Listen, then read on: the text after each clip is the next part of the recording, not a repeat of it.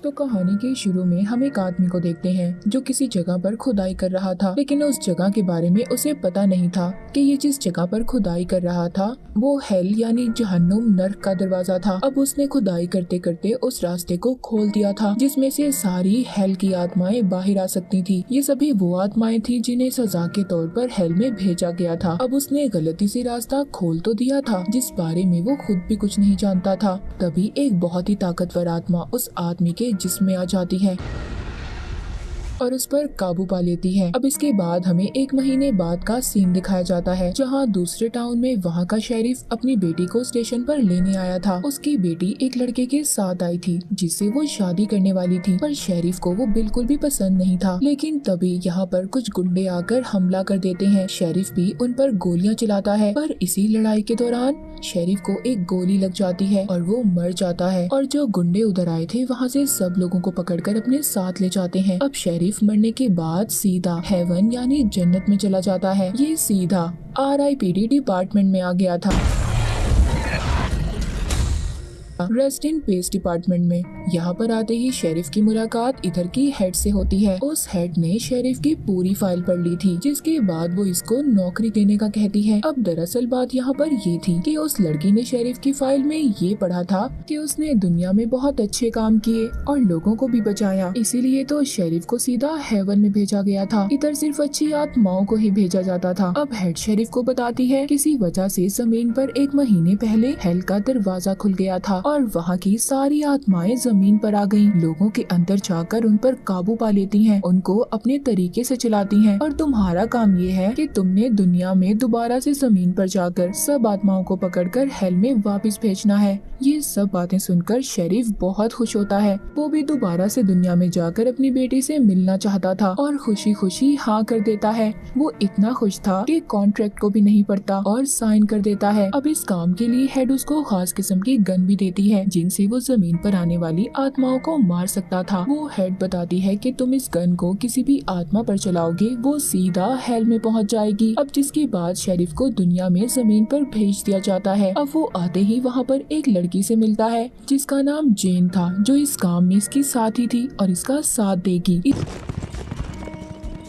इधर ही टाउन में हम कुछ गुंडों को देखते हैं जो एक बैंक में आकर पैसे तो नहीं लूटते, वो लोगों को पकड़कर अपने साथ ले जा रहे थे। अब शेरिफ भी इधर आकर अपने घर चला जाता है, पर जेन उसको उसकी बेटी से मिलने के लिए रोकती है। वो कहती है तुम्हारी बेटी तुम्हें नहीं पहचानेगी, तुम्हें वापस से दुनिया में आने की इजाजत तो मिली है, पर तुम्हें तुम्हारा अपना जिस्म बल्कि किसी और का जिस्म दिया गया है। अब यहाँ पर हम जीन और शेरिफ का असल चेहरा देख पाते हैं। इन दोनों को 2 औरतों का जिस्म दिया गया था, यानी कि आम इंसानों को ये दोनों नहीं दिखाई देंगे क्योंकि ये मर चुके थे। और अगर तुम अपनी बेटी से प्यार करते हो, अगर तुम उसको सब कुछ सच बता भी दोगे तो वो नहीं समझ पाएगी कि असलियत सच्चाई क्या है। ये सब बातें सुनने के बाद शेरिफ को काफी दुख होता है और वो अपनी कब्र के पास जाकर बैठ जाता है। तभी उधर शेरिफ का दोस्त आता है, ये भी इनको नहीं पहचान पाता। उसे भी ये दोनों 2 औरतें ही नजर आ रही थी। वो इनको बताता है कि शेरिफ की बेटी को कुछ गुंडे पकड़ कर ले गए हैं। अब जल्दी से ये उन गुंडों का पीछा करते हैं। ये वो ही आदमी थे जिन्होंने बैंक के कुछ लोगों को भी पकड़ा था।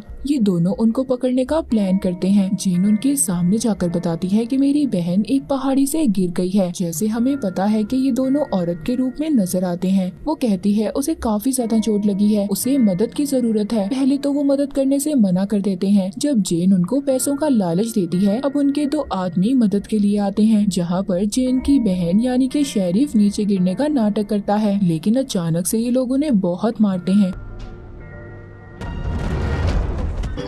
और उनका पीछा करते हुए वहां तक पहुंच जाते हैं जहां पर सब लोगों को पिंजरे में कैद करके रखा गया था, मगर उस पिंजरे को खोलना काफी ज्यादा मुश्किल हो रहा था। तभी उधर जेन को एक आइडिया आता है। उसके पास जादुई पानी था, वो एक आदमी के ऊपर फेंक देती है। दरअसल उस आदमी के सीने पर गोल निशान था। ये उन लोगों के जिस्म पर होता था जिनके अंदर हेल की आत्मा होती थी, इसीलिए जेन ने उस आदमी पर पानी फेंका था। अब जैसे ही ये पानी उसके ऊपर फेंकती है, उसके अंदर की आत्मा बाहर निकलकर पूरे पिंजरे में फैल जाती है, जिस वजह से पिंजरा टूट जाता है और सभी बाहर आ जाते हैं। उधर शेरिफ गन निकालकर आत्माओं पर चलाने लगता है और सबको दोबारा से हेल नर्क में भेज देता है। यही यहीं पर इनको स्किनी नाम का लड़का मिलता है जिसके अंदर भी हेल की आत्मा थी और ये उस आत्मा के लिए काम कर रहा था जो उस आदमी के अंदर थी जिसको हमने कहानी के शुरू में खुदाई करते देखा था। शेरिफ इसको भी मारने वाला था। वो कहता है तुम मुझे मारकर क्या करोगे, और मैं उस आत्मा का साथ इसलिए दे रहा हूँ क्योंकि वो बहुत ताकतवर है और उसके पास तुम्हारी जैसी गन भी है। मुझे गलती से हेल में भेजा गया है। वो आत्मा शेरिफ को बताती है जो उस लड़के के अंदर थी। मुझे गलती से हेल में भेजा गया था, मैं सिर्फ चोरी ही करता था, मेरा इतना बड़ा गुनाह नहीं था। अब शेरिफ उससे पूछता है उसे तस्वीर दिखाकर, ये आदमी कहाँ पर मिलेगा जो सब लोगों को अगवा कर ले जा रहा है। इन्हीं बताता है कि वो आदमी सबको पकड़कर उसी आदमी के पास ले जाता है जिसके अंदर हेल की खतरनाक आत्मा है और वो सबको उस जगह पर भेज देता है जहाँ पर हेल का दरवाजा है। पर कोई भी ये नहीं जानता कि उस आदमी का आखिर मिशन क्या है, वो क्या चाहता है। इसीलिए शेरिफ जेन भी स्किनी को लेकर उधर जाने का फैसला करते हैं। पहुंचकर देखते हैं कि सारा टाउन खाली था, उधर बहुत कम लोग थे। ये यहाँ के मेयर के पास जाते हैं और उसके होटल में कमरा मांगते हैं, पर मेयर दो औरतों को देखकर यानी जेन और शेरिफ को देखकर कमरा देने से मना कर देता है। पर ये दोनों अपनी गन दिखाकर उससे कमरा ले लेते हैं। जिसके बाद ये वहाँ पर टाउन की एक औरत से पूछते हैं कि टाउन के सभी लोग कहाँ पर हैं। वो औरत इनको बताती है कि टाउन के मेयर ने एक अफवाह उड़ाई थी कि पास ही एक गुफा में खुदाई करने पर बहुत सारा सोना मिलेगा, जिस वजह से लालच में सब लोग उधर चले गए और वापस नहीं आए। ये सोचते हैं कि हमें भी उस जगह पर जाकर देखना चाहिए कि आखिर बात क्या है। ये स्किनी को बांध कर चले जाते हैं क्योंकि अभी तक इनको इस पर भरोसा नहीं था।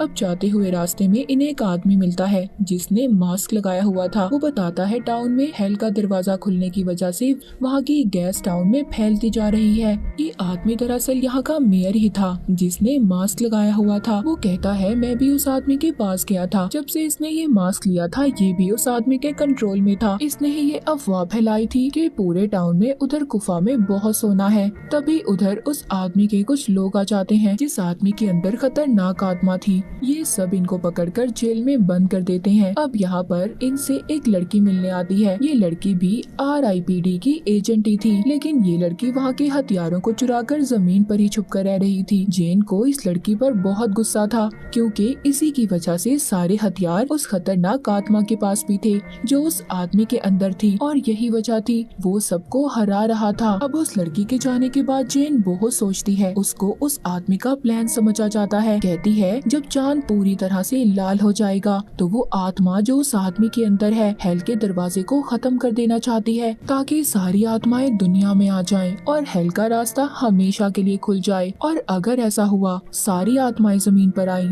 हर जगह उनका कब्जा होगा और फिर वो खतरनाक आत्माएं राज करेंगी, सब इंसान मिट जाएंगे।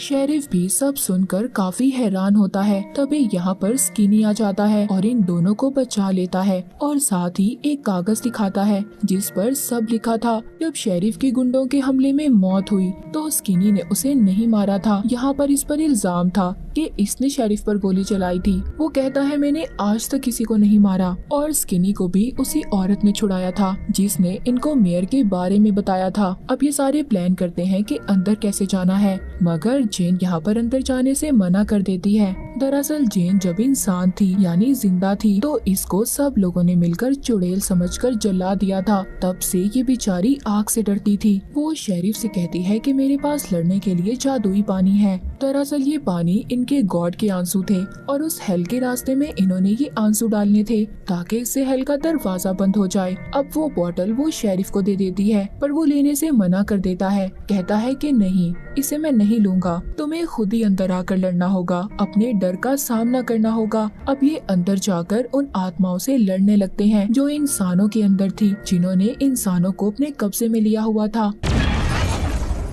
शेरिफ स्किनी से कहता है सबको बचाओ और सबको बाहर ले जाओ, पर यहाँ पर वो आदमी इन पर भारी पड़ रहा था क्योंकि उसके अंदर बहुत खतरनाक आत्मा थी। अब यहाँ पर खुद ही अंदर जेन आ जाती है। वो उस जादुई पानी को उस हेल के रास्ते में गिरा देती है जिससे अब जितनी भी आत्माएं इंसानों के अंदर थी निकलकर उस हेल के रास्ते में चली जाती हैं और वो दरवाजा बंद हो जाता है। पर वो आदमी अभी भी बाहर था जिसके अंदर खतरनाक आत्मा थी जो कहानी के शुरू में देखी थी वो अब उस आदमी के अंदर से निकलकर अपने असली रूप में इनके सामने आ जाती है और इन पर हमला कर देती है। पर उधर शेरिफ अपनी गन लेकर उसमें बचा हुआ जादुई पानी डालकर उस आत्मा को भी खत्म कर देता है। इन्होंने सब आत्माओं को वापस हेल में भेज दिया था जिस मकसद के लिए ये दुनिया में आए थे। ये दोबारा से टाउन में जाते हैं जो अब लोगों से भरा हुआ था। हर तरफ चहल पहल थी। अब यहाँ का नया मेयर स्किनी को बना दिया जाता है और उस औरत को इसका असिस्टेंट बना दिया जाता है जिसने इसको बचाया था। स्किनी के अंदर जो आत्मा थी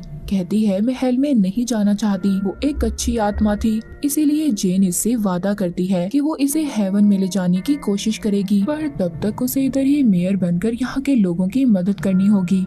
मूवी के आखिर में हम देखते हैं जेन और शेरिफ मिलकर शेरिफ की बेटी की शादी में जाते हैं जो अभी भी उन औरतों के रूप में ही थे। ये अपनी बेटी को बताने की कोशिश करता है कि वो उसके डैड हैं, पर वो कुछ समझ नहीं पाती। अब वो अपनी बेटी को गले लगाकर अच्छी दुआएं देकर चली जाती है, यानी कि शेरिफ अब चला गया था। वो जेन से कहता है कि मैं वापस RIPD जाकर आराम करूंगा, मैं वापस जाकर सुकून से रहूंगा हेवन में। तभी जेन हंसती है, कहती है लगता है तुमने सही तरह कॉन्ट्रैक्ट नहीं पढ़ा, तुम्हें अब इस दुनिया में रहकर 100 सालों तक RIPD का काम करना होगा, तुम आराम नहीं कर सकते। और इसी के साथ ये मूवी यहीं पर खत्म हो जाती है।